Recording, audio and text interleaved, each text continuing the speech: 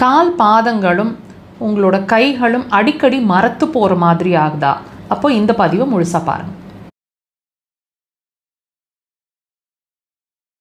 அதாவது உங்கள் கால் பாதங்களும் ஆகட்டும், உங்களோட கைகளாகட்டும், திடீர்னு மரத்து போன மாதிரி ஆகிடுது. வச்சு படுத்தோம் மரத்து போச்சு, சும்மா வச்சுருந்தோம் அல்லது ட்ரைவ் பண்ணிகிட்டு இருக்கும்போது மரத்து போச்சு, இந்த மாதிரி சில ஃபீலிங்ஸ், இந்த மாதிரி சில நேரங்களோ அல்லது எப்பவுமே கால் பாதங்கள் மரமரப்பாவோ இருக்குது அப்படின்னு சொன்னால் நம்ம யூஸ்வலாக என்ன திங்க் பண்ணுவோம்? பிளட் சர்க்குலேஷன் சட்டுன்னு இல்லாத நிலை அப்படின்றதுனால அது மரத்து போகிற மாதிரி காட்டுது அப்படின்னு சொல்லுவோம் இல்லைங்களா?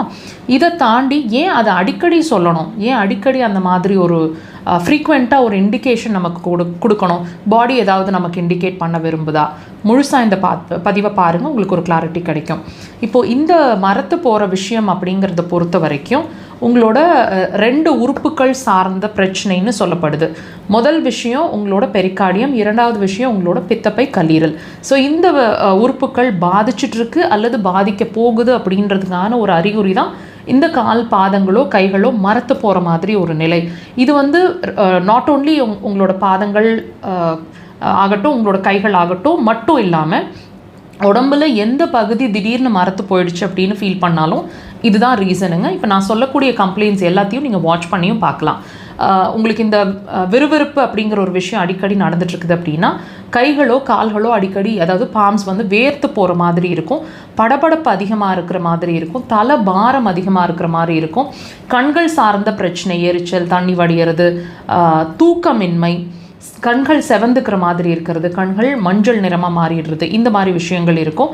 சியாட்டிகா பெயின்னு சொல்லக்கூடிய இடுப்பிலிருந்து கீழே வரைக்கும் ஒரு இழுத்து பிடிச்ச மாதிரி ஒரு நிலை இருக்கும். டைஜஷன் சார்ந்த பிரச்சனை இருக்கும், எது கழிக்கிறது, நெஞ்சு கறிக்கிறது, புளிச்ச ஏப்பங்கள் மாதிரி இருக்கிறது, கோபம், அதிகப்படியான கோபம், அளவில்லாத கோபம் வர்றது, சின்ன விஷயத்துக்கு கூட எக்ஸாஜுரேட் பண்ணி கோவப்படுற மாதிரி இருக்கிறது. அப்புறம் சட்டுன்னு உங்களோட டிசிஷன்ஸை நீங்களே மாற்றிட்டே இருப்பீங்க. ஒரு டிசிஷன் எடுப்பீங்க, அரை மணி நேரத்தில் மறுபடியும் மாற்றிடுவீங்க. ஒரு கான்ஸ்டண்ட்டான ஒரு தெளிவான முடிவில் இருக்க மாட்டீங்க.